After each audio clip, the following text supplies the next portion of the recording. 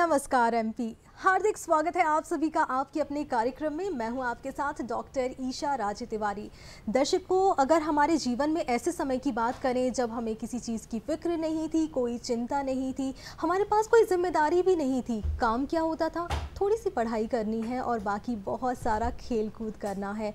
अधिकतर ऐसे लोग होंगे जिन्होंने इस प्रकार का बचपन जिया है और इस बचपन को हम सभी याद करते हैं, लेकिन ये सभी के साथ नहीं है। अगर हम कुछ ऐसे लोगों से मिलें तो हमें लगता है कि सबका बचपन जो है इस प्रकार से नहीं बीता है, क्योंकि हो सकता है कि कुछ लोगों ने बचपन से ही काम करना शुरू कर दिया। इस बारे में हम बहुत सारी बात करेंगे, लेकिन हम सभी सौभाग्यशाली है कि हम आज की तिथि देख पा रहे हैं। तो आइए नमस्कार एमपी में हम आपको भी आज की तिथि बता देते हैं। शुरुआत करते हैं आज के कार्यक्रम की आज की तिथि के साथ।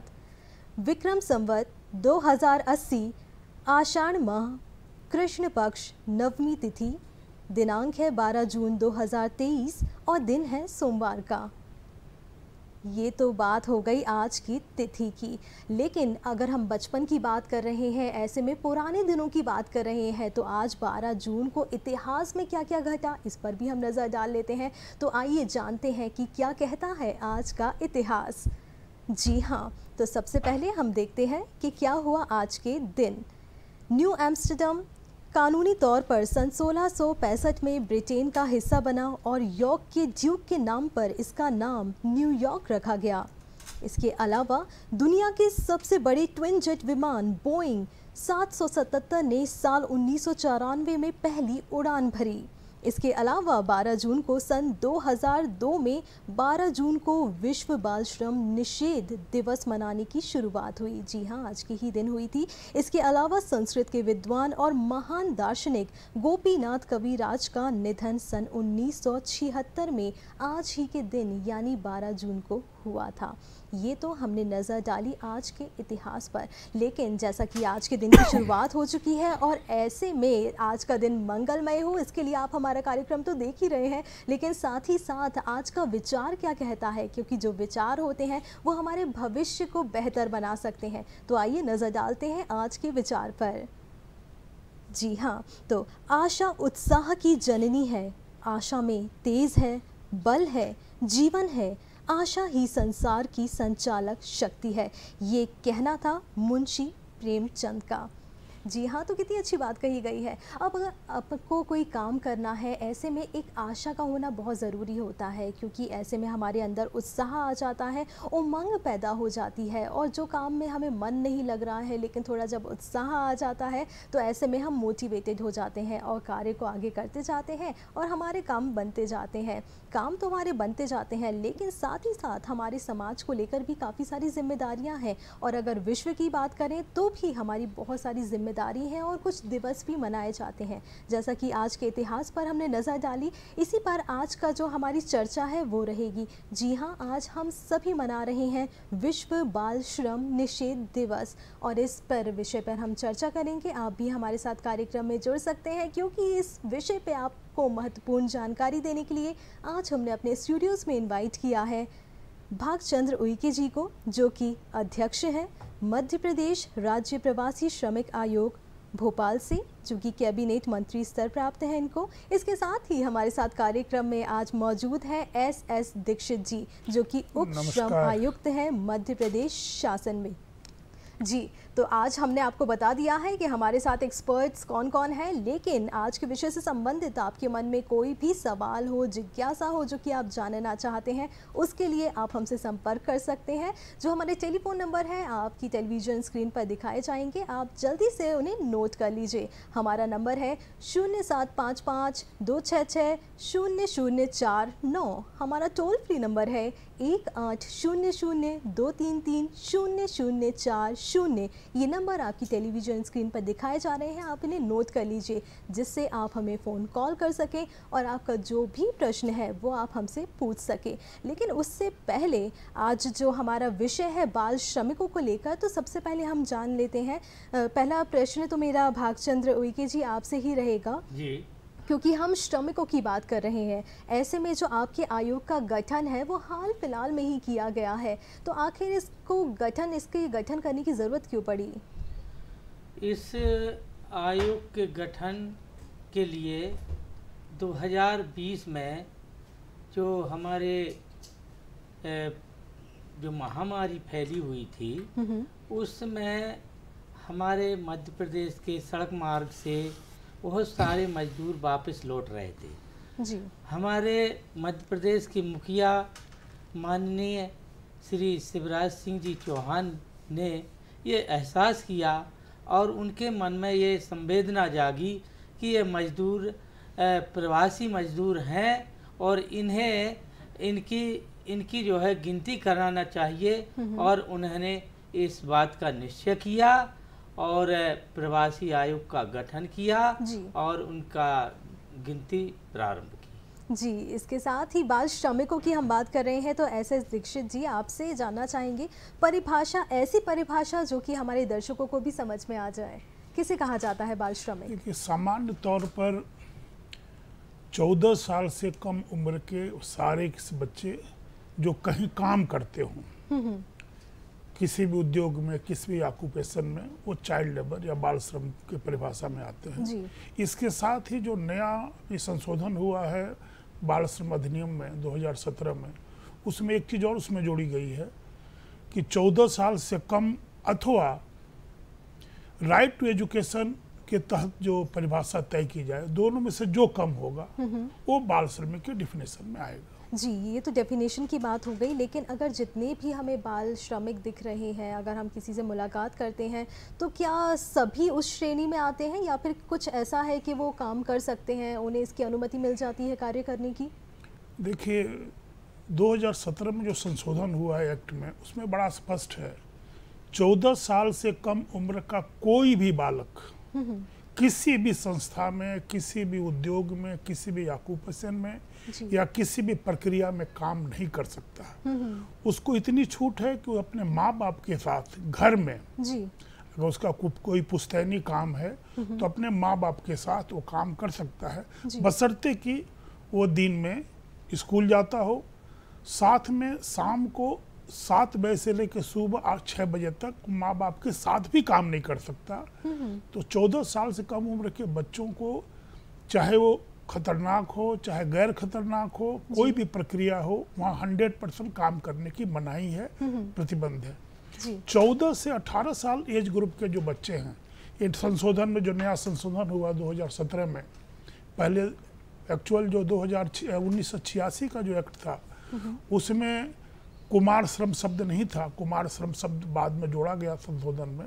कुमार श्रम से यहाँ मतलब है 14 साल से ज़्यादा और 18 साल से कम एज का कोई यदि बालक है, उसे हम कुमार श्रम के डिफिनेशन में मानते हैं। यहाँ भी एक्ट ने बड़ा स्पष्ट किया है कि कुमार श्रम वर्कर जो है वो भी किसी हैजर्डस उद्योग में काम नहीं कर सकता। हैजर्डस उद्योग में उसको मनाही है, जो नॉन हैजर्डस उद्योग संस्थाएं हैं या प्रक्रिया, वहाँ काम कर सकता है, लेकिन उसमें भी कंडीशन है।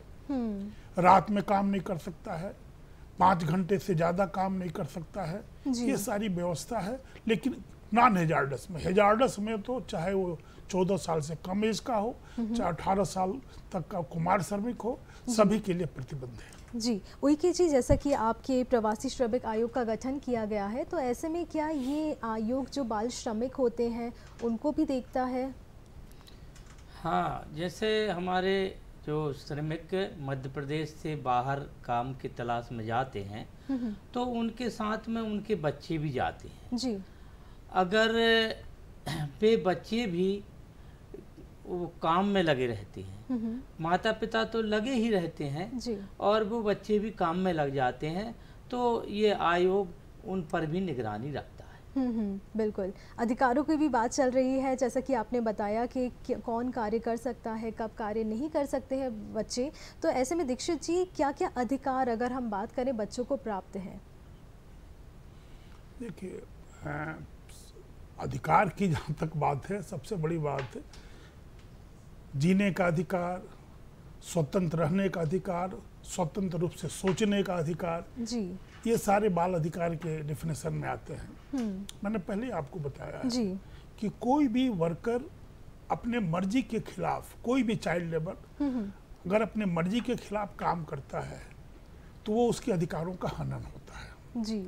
सेक्शन 24 कॉन्स्टिट्यूशन में भी बड़ा स्पष्ट लिखा हुआ है कि किसी भी बाल श्रम से हम काम नहीं करा सकते। जो डायरेक्टिव प्रिंसिपल है उसमें भी बाल श्रमिक से काम नहीं कराए जाने का उल्लेख किया गया है, और यह भी उल्लेख है कि समय समय पर सरकार उस पर कानून बनाए ताकि बाल श्रमिकों का संरक्षण हो सके, उनका जो मौलिक अधिकार है उससे उनको वंचित नहीं किया जा सके। सबसे बड़ा मौलिक अधिकार है शिक्षा का अधिकार। और आपको जानकारी में है कि 2008 में राइट टू एजुकेशन शुरू हुआ है, जिसके तहत कोई भी 6 साल से 14 साल का जो बच्चा है, चाहे वो स्ट्रीट चिल्ड्रन हो या कोई भी लड़का हो, उसको राइट टू एजुकेशन में फ्री एजुकेशन की व्यवस्था गवर्नमेंट ने किया हुआ है। और जब राइट टू एजुकेशन की बात आती है जी, तो वो सारे बच्चे जो 6 से 14 साल के एज ग्रुप में के हैं, उन्हें सरकार फ्री में निःशुल्क शिक्षा दे रही है। अब फील्ड में थोड़ा सा अवेयरनेस की कमी है। अवेयरनेस के चलते बहुत सारे ऐसे माँ बाप हैं जो अपने बच्चों को स्कूल नहीं भेज पाते हैं, लेकिन हमारी जवाबदारी है, हम सबकी जवाबदारी है being a citizen of India, चाहे वो हम अमीर हो चाहे गरीब हो या खेतों में काम करते हो, कहीं भी काम करते हो, हम अपने बच्चों को स्कूल भेजें, उनके बचपन से खिलवाड़ नहीं करें। ये माँ बाप के साथ साथ ये समाज की भी जवाबदारी है।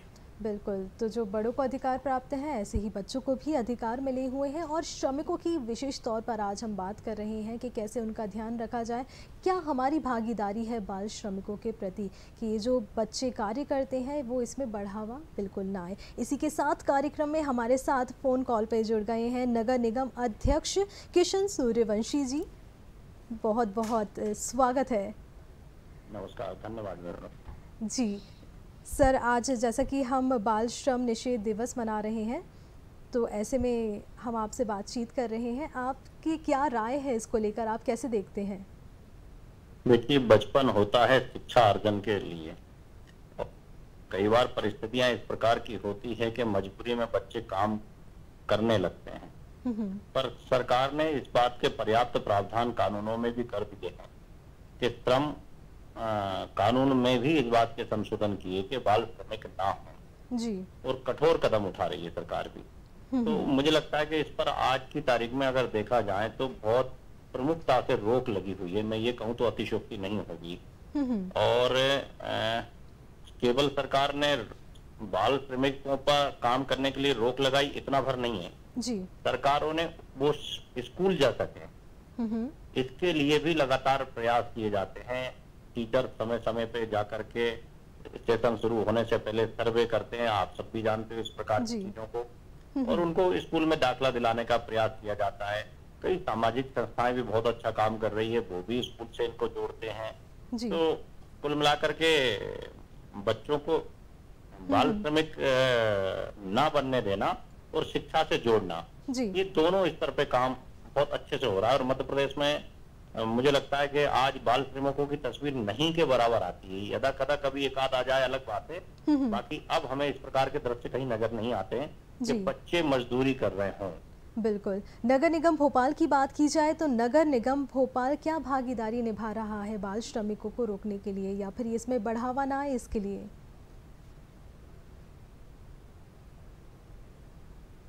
जी, लगता है उनसे हमारा संपर्क टूट चुका है, लेकिन जैसा कि उन्होंने उनके जो विचार हैं हम तक पहुंचा दिए हैं।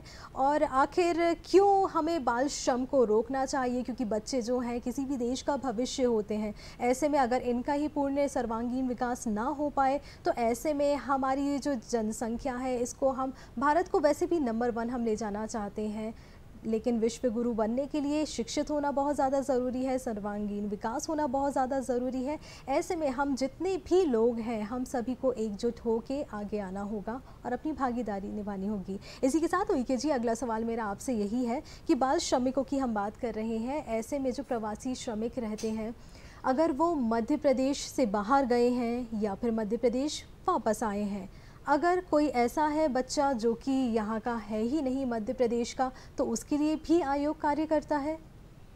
मध्य प्रदेश का कहीं और जाके कार्य कर रहा है, या फिर उत्तर प्रदेश का अगर हम फॉर एग्जांपल जो श्रमिक है मध्य प्रदेश में आके कार्य कर रहा है और उसे कोई परेशानी जा रही है, तो क्या वो आपके आयोग से संपर्क कर सकता है? हाँ, कर सकता है जी। और आयोग उसके लिए पूर्ण रूप से सहयोग करेगा। जी, आप जुड़े हुए हैं प्रवासी मजदूरों से, श्रमिकों से, ऐसे में बच्चे भी रहते हैं। जब आप रूबरू होते हैं, क्या क्या समस्याएं जाती हैं उन्हें, क्या पता लगा आपको? हम जब प्रवास पर जाते हैं और प्रवासी श्रमिकों से हम मिलते हैं तो प्रवासी श्रमिकों की बहुत सारी समस्याएं आती हैं, हमें देखने में मिलता है।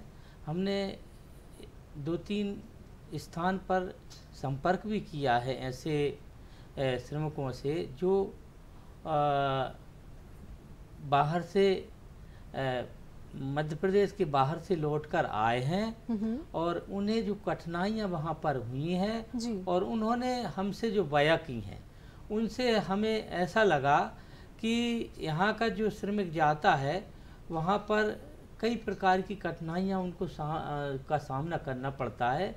जैसे हमने गुजरात के राजकोट से कुछ मजदूर आए थे और वे उनको मजदूरी का भुगतान नहीं किया जा रहा था। हमारे आयोग के माध्यम से हमने उनसे संपर्क किया और संपर्क करने के पश्चात उनको वापस बुलाया, जो कि होशंगाबाद जिले के केसला ब्लॉक के थे। इसी तरह हरदा जिले के बांसपानी ग्राम के थे जो महाराष्ट्र लातूर जिला गए थे। उनको मजदूरी का भुगतान नहीं किया जा रहा था, उनको भोजन नहीं दिया जा रहा था, उनको शारीरिक प्रताड़ना की जा रही थी। तो इस पर आयोग ने कार्रवाई करके उनको वापस बुलाया है। हालांकि वो पंजीकृत नहीं थे, इस वजह से श्रम विभाग का उनको पूर्ण रूप से लाभ नहीं मिल पाया, परंतु उनको हम सुरक्षित यहाँ ले आए। हमारे लिए वो भी बहुत काफ़ी बड़ी उपलब्धि है। जी बिल्कुल, इसी के साथ विश्व बाल श्रम निषेध दिवस हम सब मना रहे हैं और नमस्कार एमपी से आप भी जुड़ सकते हैं। अगर आपने इस क्षेत्र में कोई कार्य किया है उसके लिए भी आप हमें बता सकते हैं, क्योंकि हम सभी मोटिवेट होंगे और लोगों तक भी ये बात पहुंचनी चाहिए। और एक्सपर्ट्स हमारे साथ जुड़े ही हुए हैं, तो कोई भी प्रश्न आपके मन में है तो उसके लिए आप हमसे संपर्क कर सकते हैं, फ़ोन कर सकते हैं। फ़ोन नंबर है 0755 266 0049। हमारा टोल फ्री नंबर है, आप चाहें तो उस पर भी संपर्क कर सकते हैं। टोल फ्री नंबर है 1800-233-0040। तो जो भी प्रश्न है आपके, सीधे आप हमें फ़ोन कॉल करें। इसी के साथ हम जान लेते हैं कि आखिर प्रोसीजर क्या रहता है। अगर फॉर एग्ज़ाम्पल मुझे कोई बाल श्रमिक दिखता है दीक्षित जी, और मैं उसकी शिकायत करना चाहती हूँ, तो मुझे कहाँ संपर्क करना पड़ेगा? सबसे पहला प्रोसीजर तो मैं ये जानना चाहूँगी। उसके बाद जब आपके पास शिकायत पहुँच जाती है तो क्या उस पर कार्यवाही की जाती है? देखिए, शिकायत बाल श्रमिक की कोई भी कर सकता है। कोई भी सिटीजन, कोई भी नागरिक अगर यदि उससे कोई चाइल्ड लेबर दिखता है तो उससे बात करे। जी, अभी उसको ऑनलाइन भी शिकायत की व्यवस्था की गई है, ऑफलाइन भी शिकायत कर सकता है। अगर ऑफलाइन शिकायत करना है तो उसको जिला टास्क फोर्स में जा सकता है, CWC के सामने जा सकता है, लेबर डिपार्टमेंट के हमारे जो अधिकारी हैं, ऑफिस है हमारे हर जिले में, वहाँ शिकायत कर सकता है जी। इसके साथ पुलिस में जाकर शिकायत कर सकता है और जो NGO इस फील्ड में काम कर रहे हैं वहाँ भी शिकायत कर सकता है। इसके साथ साथ NCPCR जो संस्था है उनके द्वारा एक पेंसिल पोर्टल बनाया गया है। पेंसिल पोर्टल पे कोई भी व्यक्ति, चाहे वो स्वयं वर्कर हो या कोई आम नागरिक हो, यदि उसे कहीं कोई चाइल्ड लेबर दिखता है तो उसके विषय में डिटेल पता करके, पेंसिल पोर्टल पब्लिक डोमेन पे है, कोई उसको ओपन करके पूरा डिटेल उसका पेंसिल पोर्टल पे यदि डाल देता है तो हमारे जो अधिकारी हैं समय समय पर पेंसिल पोर्टल पे जाते हैं और जो भी शिकायतें पेंसिल पोर्टल पे दर्ज है और जहाँ की भी शिकायतें हों तत्काल उस पर कार्रवाई करते हैं। फॉर एग्जाम्पल, यदि भोपाल में किसी आम नागरिक ने किसी संस्था के विरुद्ध शिकायत किया है कि बाल श्रम काम कर रहे हैं, तो शिकायत मिलते ही हमारे जो अधिकारी हैं सबसे पहले CWC से संपर्क कर सकते हैं। CWC का मतलब होता है चाइल्ड वेलफेयर सोसाइटी जी। इसमें एक अध्यक्ष होते हैं, ढेर सारे इनके मेंबर हैं, महिला बाल विकास द्वारा संचालित होता है। इसके अलावा कलेक्टर की अध्यक्षता में जिला टास्क फोर्स बना है। टास्क फोर्स का उद्देश्य है कि जो भी बच्चे चाइल्ड लेबर के रूप में काम कर रहे हैं उनका पुनर्वास रेस्क्यू के बाद कैसे कराया जाए, ये काम टास्क फोर्स का है। और हमारे जो अधिकारी हैं उनका समन्वय का काम है, टास्क फोर्स से भी समन्वय करना, CWC से भी समन्वय करना। जैसे ही चाइल्ड लेबर की शिकायत प्राप्त होती है तो उनका उद्देश्य, उनकी ड्यूटी है कि CWC को बताएं, जिला टास्क फोर्स को बताते हैं, साथ में जो NGO हैं उनकी जानकारी में लाते हैं और एक टीम का गठन होता है और टीम वहाँ जाती है जहाँ भी चाइल्ड लेबर है, टीम जाके उस चाइल्ड लेबर को रेस्क्यू करती है। रेस्क्यू के समय 2-3 बातों का ध्यान रखना बहुत जरूरी है। अगर चाइल्ड लेबर से कोई बात हम करते हैं तो कोशिश करते हैं कि वो बात हम उस मालिक या नियोजक के सामने नहीं करें। सामने यदि बात करेंगे तो बच्चा प्रेशर में रहता है, असलियत नहीं बता पाता है। तो जब भी चाइल्ड लेबर से बात करें उसकी जानकारी हम लेते हैं, कोशिश करते हैं कि नियोजक से दूर ले जाएं या जो दुकानदार हो या जो भी संस्था उससे दूर ले जाएं, उसके डिटेल में उसकी जानकारी लें। और जानकारी चूँकि पूरी सुसंगत लें, बच्चे का नाम, बच्चे का माँ बाप का नाम, अगर वहाँ पे उसका उम्र की जानकारी मिले तो उम्र की जानकारी ले। इसीलिए पूरी जानकारी लेनी जरूरी है कि जब हम कोई कानूनी कार्रवाई करते हैं तो वो नियोजक या जो संस्था है वो बच नहीं पाए, उसके खिलाफ 100% कार्रवाई हो। और जैसे हम चाइल्ड लेबर को रेस्क्यू करते हैं तो ये टीम का ये सबसे पहला काम है कि उस बच्चों को ले जाके CWC के सामने ले जाए। CWC निर्णय लेती है कि बच्चे, अगर बच्चा के माँ बाप हैं तो माँ बाप को सुपुर्द करें या माँ बाप नहीं है तो पुनर्वास की व्यवस्था करें। ये CWC का काम है। जी बिल्कुल, ये तो बात हो गई, हम बाल श्रम की आज बात कर रहे हैं। ऐसे में शिकायत कैसे करनी है, क्या कुछ उस पर कार्यवाही की जाती है, इसके बारे में हमने जान लिया है। लेकिन उइके जी, आपसे भी जानना चाहेंगे, जो कि प्रवासी बाल श्रमिक होते हैं, साथ ही साथ जो प्रवासी श्रमिक भी होते हैं, अगर हम वयस्कों की भी बात करें तो ऐसे में अगर उन्हें शिकायत करनी है, उनके साथ उन्हें वेतन नहीं मिल रहा है या फिर कोई भी समस्या जा रही है, तो आखिर वो कहाँ शिकायत करेगा, क्या प्रोसीजर रहता है? सबसे पहले तो मैं हमारे मध्य प्रदेश के श्रमिक हितैषी मुख्यमंत्री माननीय श्री शिवराज सिंह जी का आभार व्यक्त करूंगा कि उन्होंने मध्य प्रदेश में प्रवासी श्रमिक आयोग का गठन करके श्रमिकों के लिए अपनी संवेदना और उनके कल्याण के लिए कृत संकल्पित हैं। अब मैं आपके लिए जो श्रमिकों के लिए जो आपने बात रखी है कि क्या बोला था आपने, पुनः जी, शिकायत, अगर किसी को कोई समस्या जा रही है तो शिकायत कहाँ करें? हाँ, ठीक। अगर कोई भी प्रवासी श्रमिक हमारा परेशान है तो हमारी जो फ़ोन नंबर है जी 075543280602 पर वो हमको कॉल कर सकता है और कॉल जैसे ही आएगा हमारा आयोग संज्ञान में लेकर के और उन पर कार्रवाई करेगा। जी, तो शिकायत का जो नंबर है वो बता दिया गया है। अगर आप नोट नहीं कर पाए हैं तो मैं एक बार फिर से आपको बता देती हूँ, 0755-432-8602 यानी 432-8602। इसके साथ ही आपको STD कोड लगाना है भोपाल का, वो है 0755। ये नंबर आप ज़रूर नोट कर लें। अगर आपको दिखता है कि कोई ऐसा श्रमिक है जिसे कोई परेशानी जा रही है और वो उसकी जो समस्या है उसका शिकायत करना चाह रहा है, तो ऐसे में आप उसे भी बता सकते हैं इस नंबर के बारे में, या फिर अगर आपको कभी कोई परेशानी जाती है तो आप भी इस नंबर पर संपर्क कर सकते हैं। इसके साथ ही ये तो हो गया नंबर हेल्पलाइन का। इसके अलावा अगर पंजीयन की बात की जाए तो कुछ ऐसा है कि जो श्रमिक है अपना पंजीयन करवा सकते हैं, क्या इसकी कोई व्यवस्था की गई है? हाँ, हमारी एक बैठक आयोग की अप्रैल 14 को हुई थी, जिसमें हमने संचालक पंचायत के माध्यम से उनको निर्देशित किया था कि जो हमारे मध्य प्रदेश के मजदूर काम की तलाश में अन्य प्रदेशों में जाते हैं तो उनका पंजीयन अनिवार्य रूप से होना चाहिए।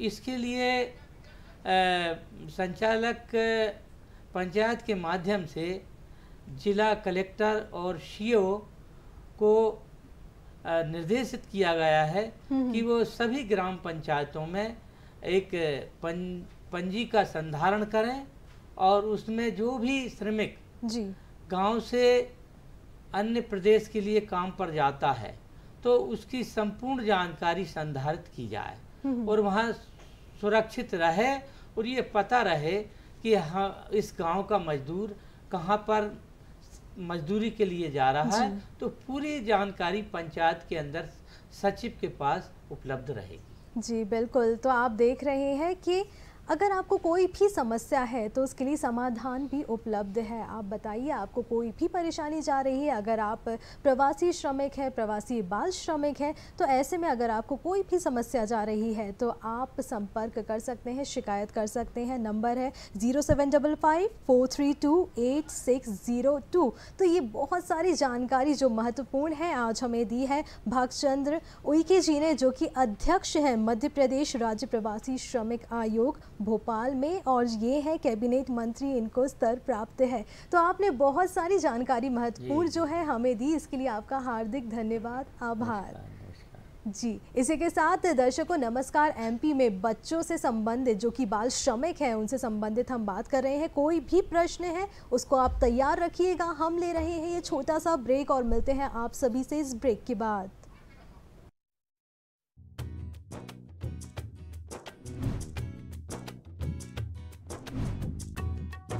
चर्चा खेती किसानी की, बातें फसलों और उनसे आमदनी की। लीजिए कृषि वैज्ञानिकों से सलाह, मौसम का सटीक अनुमान, रोजाना मंडी भाव की सही जानकारी, जानिए सरकारी योजनाओं का फायदा। खेती से जुड़ी तमाम जानकारी के लिए देखिए आपका अपना पसंदीदा कार्यक्रम कृषि दर्शन, रोजाना शाम 5:30 बजे दूरदर्शन मध्य प्रदेश पर। तो स्वागत करती हूँ मैं आपका इस शो में जिसका नाम है युवा समय। तो आखिर क्या है युवा? कुछ लोग कहते हैं युवा हमारे देश का भविष्य है, कुछ लोग कहते हैं कि युवा हमारी तकनीकी चीज़ों में आगे है, और ऐसे कई सवालों का जवाब आज आपको शायद हमारे शो में मिल जाएगा। मुझे लगा शायद मैं भी कर सकती हूँ, तो मैंने पापा से नेक्स्ट टाइम पूछा कि पापा अगली बार ना मेरे को एथलेटिक्स में इतना वो नहीं है, मुझे बॉक्सिंग करना है थोड़ा। का एक्साइटमेंट, इंस्पिरेशन आया कि ऐसा कुछ कर सकते हैं। तो मैंने सोचा कि एक बार ट्राई तो कर ही सकते हैं ऑब्वियसली। तो मैंने पापा को बोला कि पापा एक बार ट्राई करना है, तो पापा ने बोला बिल्कुल, मेरी तरफ से तो तेरे लिए हमेशा हाँ है, बस मतलब मेंटेन करना, बॉक्सिंग भी और पढ़ाई भी दोनों बराबर होनी चाहिए।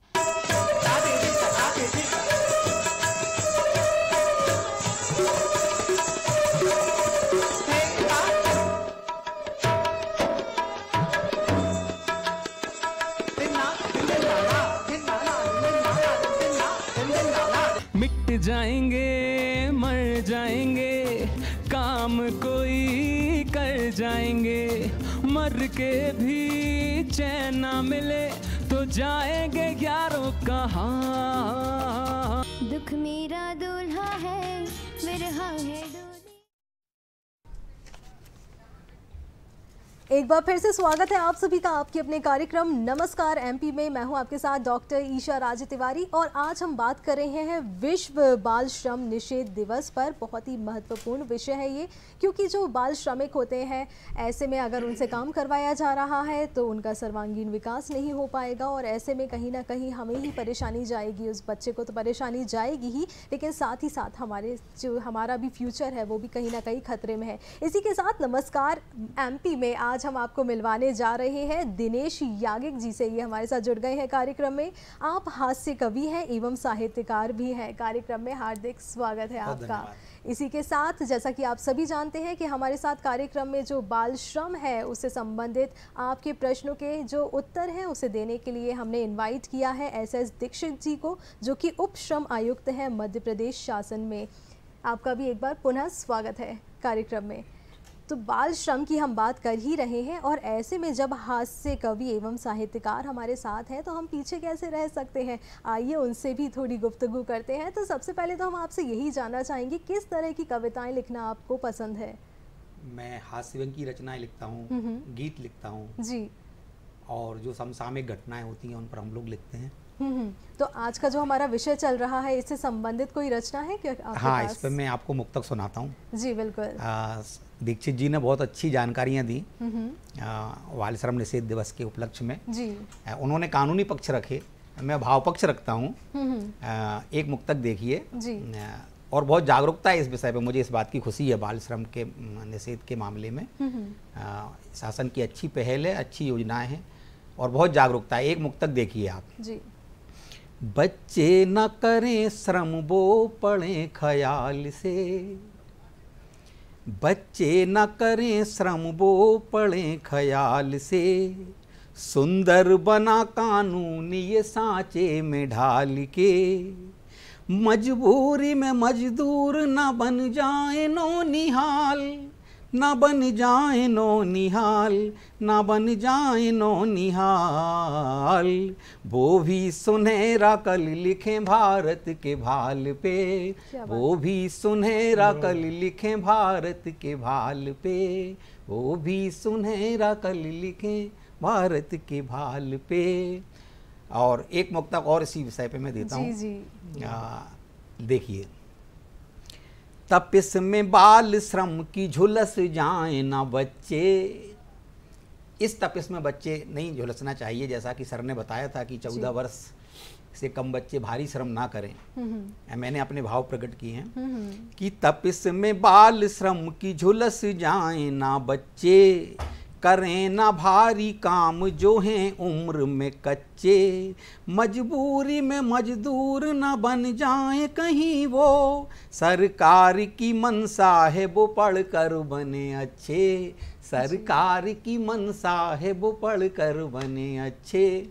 ये क्या बात है, क्या बात है, बहुत खूब। और दर्शकों, आप सभी ने देखिए देख लिया कि कुछ ऐसे विषय होते हैं जिसके बारे में जानकारी होनी चाहिए, लेकिन कैसे अगर ऐसे गीत के माध्यम से उन्हें बता दिया जाता है, ऐसे में हम सभी जागरूक होते हैं और कहीं ना कहीं हमारे अंदर वो उत्साह पैदा होता है, जोश उमंग से हम भर जाते हैं कि हमें भी हमारी जो सामाजिक भागीदारी है उसमें आगे आना है, और जो बाल श्रमिक है अगर हमें कहीं वो दिखाई देते हैं तो उसकी हम शिकायत कर सकते हैं, जिससे वो हम आगे का भविष्य है हमारे समाज का, तो उनका जो उनके साथ कभी भी कोई समस्या नहीं जाए, और वो जैसे खेलते कूदते हैं, जैसा हर किसी का बचपन रहता है वैसे ही उनका भी बचपन बीते। इसके साथ ही अगर बाल श्रमिक अगर किसी को दिखाई देता है तो दीक्षित जी आपसे हम यही जानना चाहेंगे कि अगर कोई कार्य कर रहा है, आपने जो कि टर्म्स एंड कंडीशंस बता दी कि वो पढ़ने भी जाता है, उसको अच्छा खाना पान भी मिल रहा है, अपने परिवार के साथ वो रहता है, लेकिन अगर वो कहीं पे कार्य कर रहा है तो ऐसे में क्या वेतन उन्हें दिया जाता है? अगर कम वेतन मिल रहा है तो क्या वो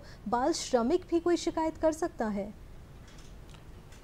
देखिए, सबसे पहली बात तो बाल श्रमिक को काम करने से मना ही है एक्ट में। तो पहले मैंने बताया था कि 14 साल से कम उम्र का कोई भी बच्चा किसी भी ऑक्यूपेशन में, चाहे वो हैजार्डस हो या नॉन हैजार्डस हो, काम नहीं कर सकता है।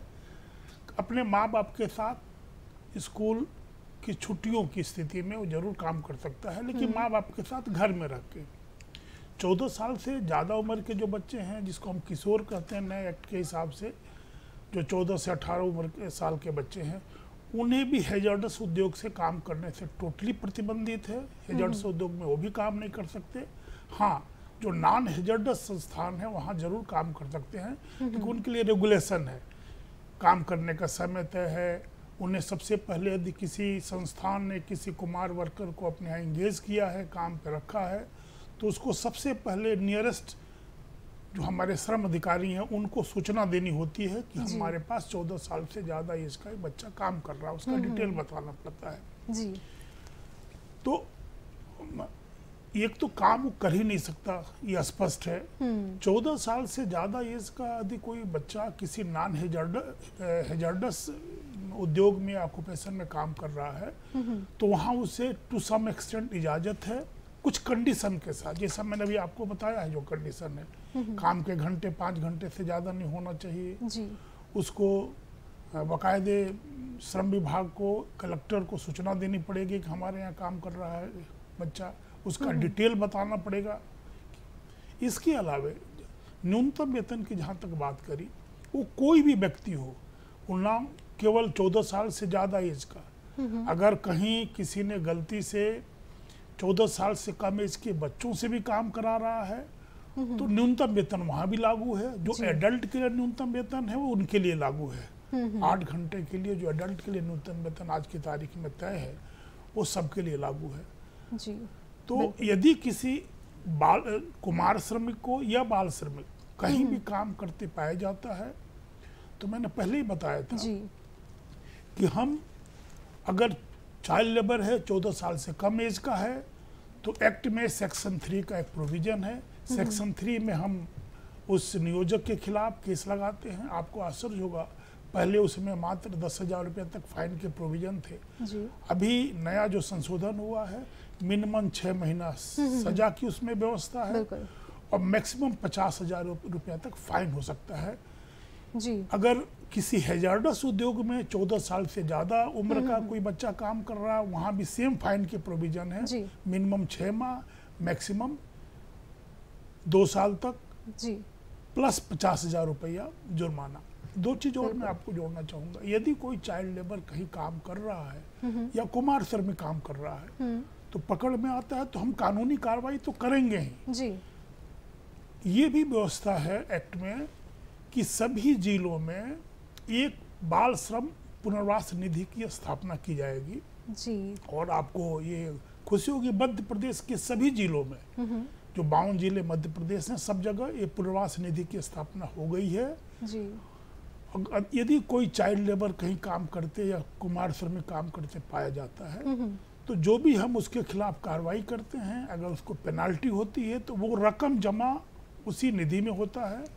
साथ में एक पुराना डिसीजन है 1986 का तमिलनाडु बनाम सुप्रीम कोर्ट, उसमें सुप्रीम कोर्ट ने बड़ा स्पष्ट निर्देश दिया था कि यदि कहीं चाइल्ड लेबर कहीं काम करते पाया जाता है तो सबसे पहले 20,000 रुपया उस नियोजक से या उस संस्थान से वसूल करके और चाइल्ड लेबर के पुनर्वास में उसको देना चाहिए जी। और हमारे यहाँ हम लोग कोशिश विभाग कर रहा है, हम ना केवल अभियोजन की कार्रवाई कर रहे हैं, हम अगर कहीं चाइल्ड लेबर या कुमार श्रमिक मिलता है तो हम बाकायदे उसके खिलाफ 20,000 का नोटिस जारी करते हैं जी। अगर नियोजक नहीं देता है तो हम आरआरसी की कार्रवाई करते हैं जो वसूली की व्यवस्था है जी। हाँ। आपने भी न्यूनतम वेतन की बात करी जी। अभी जो गवर्नमेंट ऑफ इंडिया का एसओपी है उस एसओपी में बड़ा स्पष्ट निर्देश है कि यदि किसी चाइल्ड लेबर को या कुमार श्रमिक को न्यूनतम वेतन से कम वेतन दिया जा रहा है तो जब हम बच्चे को CWC के सामने पुटअप करते हैं,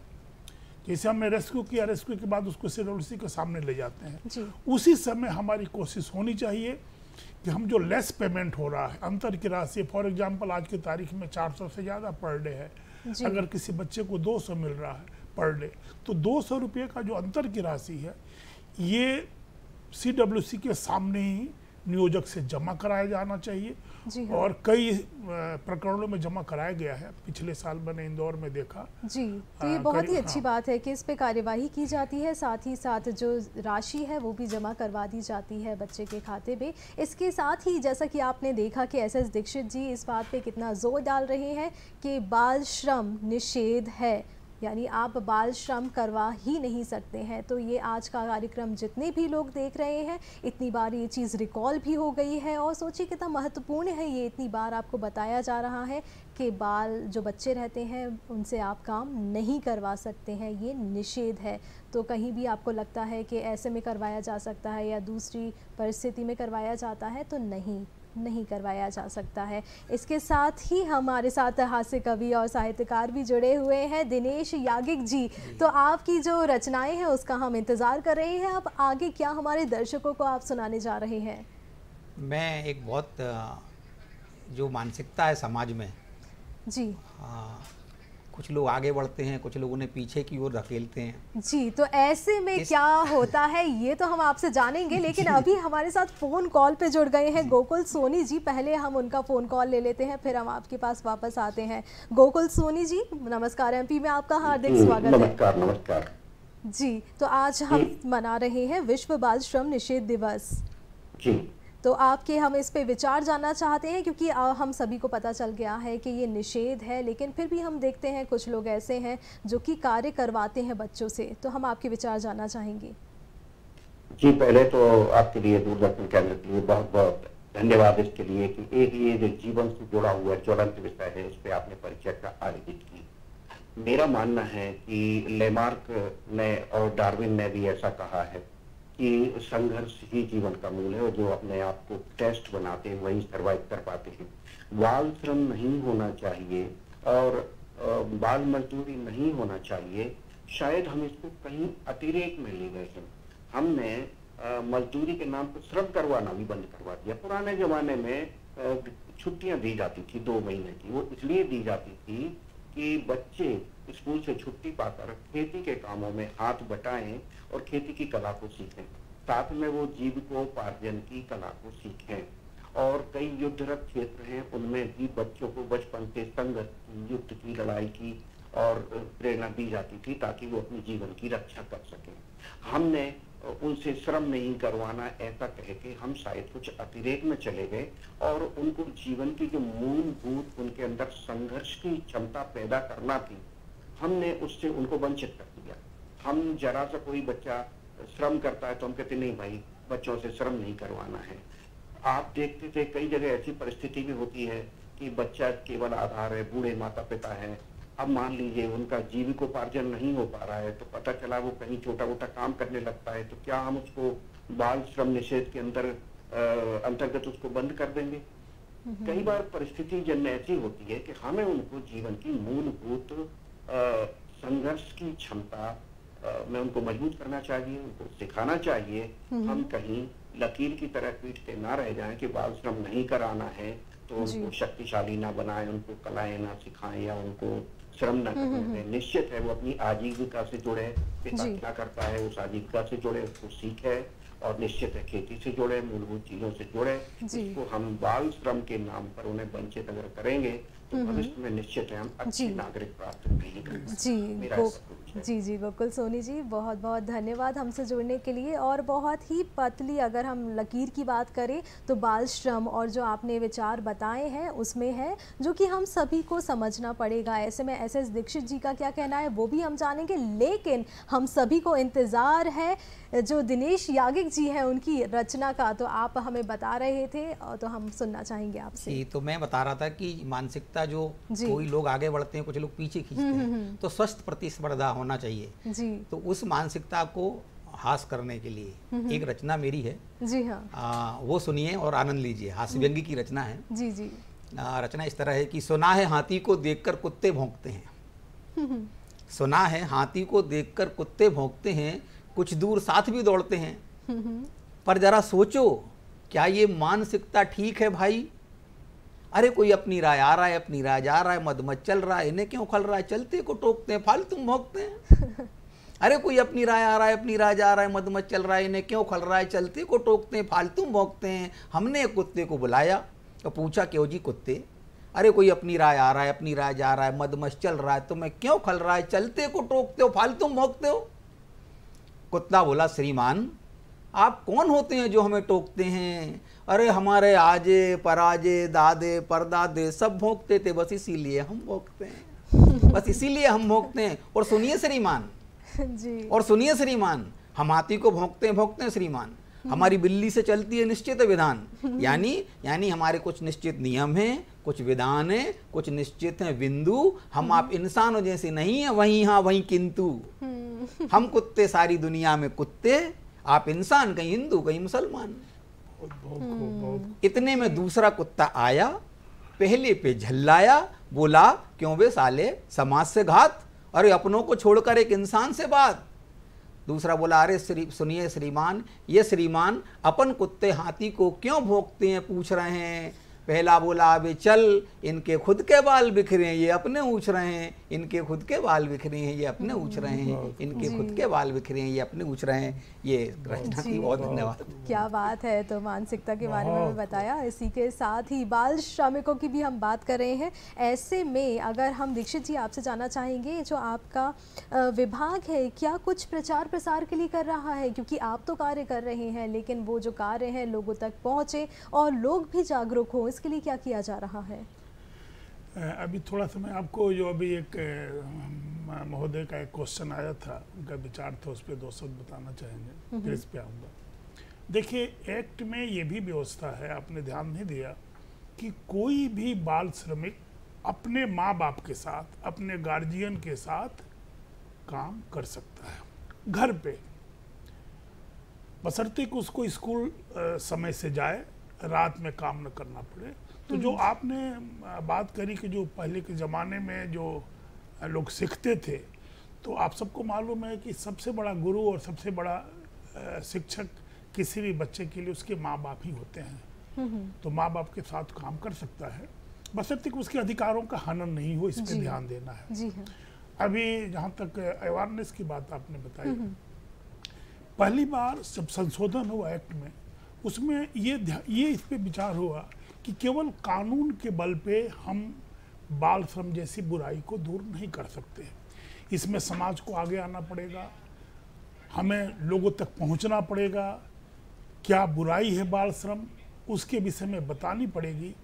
तो एक्ट में व्यवस्था की गई, पहली बार एक्ट में ऐसी व्यवस्था हुई है कि हम बराबर सभी जिलों पे, जिला मुख्यालय पे, घर घर जाके इसका प्रचार प्रसार करें, जो इसकी कुरीतियां हैं बाल श्रम का उसको बताएं कि इससे क्या देश पे, समाज पे इसका क्या विपरीत असर पड़ रहा है। और आपको मैं जानकारी दूं, मार्च में पूरे प्रदेश के 52 जिलों में हम लोगों ने कार्यशाला, सेमिनार का आयोजन किया था। हमने कुछ आपको उसका जानकारी भी दी थी पहले। और अभी भी आज विश्व बाल श्रम निषेध दिवस है जी। पूरे प्रदेश में हम सेमिनार विभाग कर रहा है, कई जगह कार्यशाला भी हो रहा है, जैसे भोपाल में हम आज रेडिस होटल रेसिडेंसी में हो रहा है, जिसमें सारे एनजीओज और भी जो संगठन जो सोशल वर्कर हैं उसमें जुड़ रहे हैं। तो प्रदेश के सभी जिलों में, सभी ब्लॉक स्तर पे हम अभियान चला रहे हैं जी। अब हम उसका सोशल अवेयरनेस कर रहे हैं ताकि हम लोगों तक पहुंच पाएँ और ये बता पाएँ कि भाई चाइल्ड लेबर एक बहुत बड़ी समाज की ये बुराई है, इससे हमें निजात पाना है। और निजात पाने के लिए हम सभी को, समाज के सभी को आगे आना पड़ेगा। केवल कानून के बल पे या कानूनी कार्रवाई करके हम इस प्रथा को खत्म नहीं कर सकते हैं। तो हम सबसे यही आग्रह करेंगे, आप सब इसमें जुड़े और इस बुराई को हम खत्म करें जी। और हमारे साथ जो फ़ोन कॉल पे है वो जुड़ गई हैं प्रणया बहल जी, आपका बहुत बहुत स्वागत है। बाल श्रम नमस्ते जी, बिल्कुल हम आपसे जानना चाहेंगे कि बाल श्रम निषेध दिवस हम मना रहे हैं, तो ऐसे में आप क्या सोचते हैं? देखिए, बाल श्रम के ऊपर काफी काम तो हो रहा है, समाज में लोग काम कर रहे हैं, सरकार भी अपना अपना काम कर रही है, पर ये देखा गया है कि उसमें कोई ऐसा प्रभावी तरीका होना चाहिए बाल श्रम को रोकने के लिए।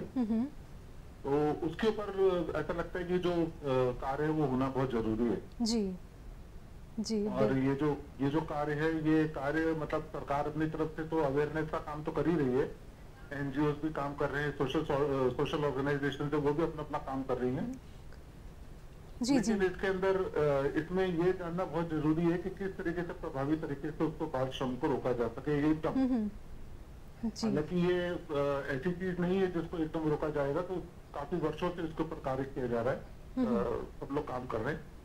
लेकिन कुछ ऐसी चीजें हैं जिसके ऊपर काम करके कभी कभी देखा जाता है कि बच्चे काम कर रहे हैं, उनको दूसरी जगह पे स्कूल के लिए डाइवर्ट भी किया जाता है, लेकिन वो थोड़े दिनों के बाद, थोड़े समय के बाद वापस वही काम करने लगते हैं। और यही जो चीज है ये लोगों के ऊपर भी निर्भर करती है, जो लोग उनको जो एम्प्लॉयमेंट देते हैं जी। तो उसके ऊपर ऐसा क्या काम किया जा सकता है, उस पर समझने की बहुत ज़्यादा ज़रूरत है जी। बिल्कुल बिल्कुल, तो बहुत बहुत धन्यवाद हमसे जुड़ने के लिए, अपने विचार साझा करने के लिए। तो इसके साथ ही आपसे, जैसे लोग जुड़ना चाहते हैं, इसमें भागीदारी निभाना चाहते हैं, तो दीक्षित जी कैसे लोग आपसे जुड़ सकते हैं? क्या वो आपसे जुड़ सकते हैं या फिर कुछ एनजीओज़ हैं उनसे उन्हें जुड़ना पड़ेगा? क्या किया जा सकता है? देखिए, अभी मैंने पहले भी बताया था कि बाल श्रम के क्षेत्र में बहुत सारे एनजीओ बहुत दिनों से जुड़े हुए हैं। आप बचपन बचाओ का आप लोगों ने नाम भी सुना होगा, और ये गर्व की बात है कि बचपन बचाओ के जो संस्थापक हैं उनको नोबेल प्राइज भी मिल चुका है। ये शायद हिंद दुनिया का पहला ऐसा उदाहरण है। कि चाइल्ड लेबर के क्षेत्र में काम करने वाले किसी संस्था के मुखिया को नोबेल प्राइज मिला हो। तो बचपन बचाओ है, जन साहस है, IJM है, चाइल्ड लाइन है, बहुत सारी संस्थाएं इस फील्ड में काम कर रही हैं। और एक चीज़ मैं जरूर इस पे बोलूँगा कि हम जो कुछ भी करते हैं इसका प्रचार प्रसार इसलिए ज़रूरी है, पेपरों के माध्यम से, रेडियो के माध्यम से, दूरदर्शन के माध्यम से, ताकि हम लोगों तक पहुँच पाएँ, हम ये जो बुराई है इस तक पहुँच पाएँ। इसमें एक चीज़ और मैं जोड़ना चाहूँगा, जो हम लोग कानूनी कार्रवाई करते हैं, हमारी कोशिश रहती है कि जो भी हम कानूनी कार्रवाई करते हैं, किसी के खिलाफ हम फाइन कराते हैं, तो उसका भी हम प्रचार प्रसार करें, ताकि भय भी जरूरी है, लोगों को ये जानकारी होनी चाहिए कि यदि हम चाइल्ड लेबर रखते हैं तो हमें 2 साल तक की सजा हो सकती है। जी, आप इसका प्रचार प्रसार कर भी रहे हैं, बिल्कुल, और लोग भी आपसे जुड़ रहे हैं। इसी के साथ हमारे साथ कार्यक्रम में जुड़ गए हैं अभिषेक शर्मा जी, उनके भी हम विचार जानते हैं विश्व बाल श्रम निषेध दिवस पे। हार्दिक स्वागत है कार्यक्रम में। जी नमस्ते अभिषेक शर्मा जी, आप क्या सोचते हैं, आपके क्या विचार हैं, क्योंकि बच्चों से कार्य करवाया जाता है, बाल श्रम करवाया जाता है, आपके क्या विचार हैं? सर जैसे कि सर हमें यदि कहीं मिले तो हम लोग उसमें कुछ कर सकते हैं क्या? कहीं दुकान पे हमको यदि कोई मिलता है तो उसमें हम कुछ कर सकते हैं क्या? जी, कोई हमें चाइल्ड केयर वगैरह मिले तो? जी, ये जागरूक हैं और ये आपसे यही प्रश्न पूछ रहे हैं, ये क्या कर सकते हैं? देखिए, कोई भी सिटीजन ऑफ इंडिया, आप भी कर सकते हो, कोई भी कर सकता है। जैसे भी आपने बताया कि कोई चाइल्ड लेबर यदि आपको कहीं मिलता है और आप अपना नाम भी नहीं बताना चाहते हैं, तो एक पेंसिल पोर्टल है, आप गूगल पे जाइएगा, पेंसिल पोर्टल टाइप करिए, उस पे जाके आप शिकायत कॉलम पे जाइएगा, उसको सबमिट करिएगा, पूरा फॉर्म खुल जाएगा, उस पे पूरा डिटेल में आप उस चाइल्ड लेबर की जानकारी आप उसको भर दें, वो जानकारी अपने आप विभाग के पास आ जाएगी। आप यदि ऑफलाइन शिकायत करना चाहते हैं, उस बच्चे की जानकारी नहीं भी है, तो उस संस्थान का नाम वो आप ऑफिस में जाके कंसर्निंग ऑफिस में किसी NGO को, चाइल्ड लाइन को कहीं भी बता सकते हैं। एक और जानकारी जो 1098 पे, उस पर सीधे फ़ोन भी कर सकते हैं आप। आपने चाइल्ड लेबर देखा, कहीं जाके 1098 पे फ़ोन करिए, चाइल्ड लाइन का नंबर है, निश्चित तौर पे कार्रवाई होगी। और हम लोग कोशिश करेंगे कि अगर ऐसी स्थिति आती है तो हम जैसे आपकी शिकायत हो तत्काल विभाग उस पर कार्रवाई करें। बिल्कुल, समय की हमारे पास कमी है तो हम आना चाहते हैं दिनेश जी के पास, जल्दी से आप हमें क्या सुना सकते हैं? मैं समय की बातता को देखते एक मुक्तक सुनाता हूँ आपको जी। और देश की अविरल परंपराओं से लेके एक मुक्तक आया हूँ, सुनिए। यहाँ संग्राम दानव देव में चलता ही रहता है, सनातन वेद कहते हैं, धवल इतिहास कहता है, हमारी नेह की बंसी को जो नाजुक समझ बैठे, तो फिर ना कंस रहता है ना उसका वंश रहता है, तो फिर ना कंस रहता है ना उसका वंश रहता है। बहुत खूब, बहुत खूब। देखिए, हम आपका साथ ही साथ नमस्कार MP में आपको बहुत सारी सूचना मिल रही है, जानकारी मिल रही है, इसके साथ साथ एंटरटेनमेंट भी हो रहा है, जहां से आपको कुछ ना कुछ जानकारी तो मिल ही रही है। इसी के साथ हमारे साथ सुनील दुबे जी जुड़ गए हैं, उनसे भी हम बातचीत कर लेते हैं। बाल श्रम निषेध दिवस पे आज हम बात कर रहे हैं, तो आइए आखिर क्या है उनके विचार, वो भी हम जानते हैं। कार्यक्रम में स्वागत है आपका सुनील दुबे जी। हाँ नमस्कार, मैं वृक्ष मित्र सुनील दुबे, अंतर्राष्ट्रीय पर्यावरण योद्धा हूँ और मेरा एक ही प्रश्न है कि बाल श्रम के ऊपर बहुत काम हुआ, बाल श्रम रुकवाने के लिए बहुत प्रयास किए गए। सत्यार्थी जी बहुत सारे बाल श्रमिकों को छुड़वाते रहे, अभी भी छुड़वाते हैं। और इसके ऊपर जो है, जब हम देखते हैं कि सड़कों के ऊपर सड़कें बन रही हैं जहाँ पर, वहाँ पर श्रमिकों के साथ में जो बच्चे रहते हैं, ठेकेदार उनसे जो है काम करवाते हैं, वे गाड़ियां रिलीज करते हैं, यहाँ से वहाँ तक सामान लेके जाते हैं। तो इसके ऊपर मेन रोडों के ऊपर ये काम हो रहे हैं, पुलिस भी देख रहा है, प्रशासन भी देख रहा है, इसके ऊपर बंदिश लगनी चाहिए कम से कम। जी बिल्कुल सही कहा आपने, और विभाग भी इसके लिए कार्यरत है।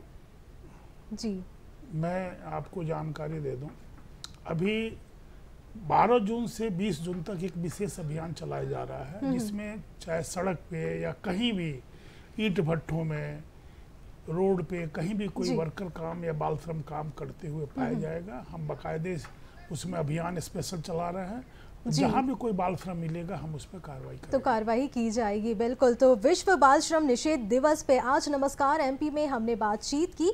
हमने साथ ही जो हमारे साथ हास्य कवि एवं साहित्यकार जुड़े दिनेश याज्ञिक जी, आपका भी बहुत बहुत धन्यवाद, आपने इतनी अच्छी अच्छी रचनाएं हमें सुनाई। इसके साथ ही एसएस दीक्षित जी जो कि उप श्रम आयुक्त मध्य प्रदेश शासन से हमारे साथ जुड़े और महत्वपूर्ण जानकारी हम सभी को दी, इसके लिए आपका बहुत बहुत धन्यवाद दीक्षित जी।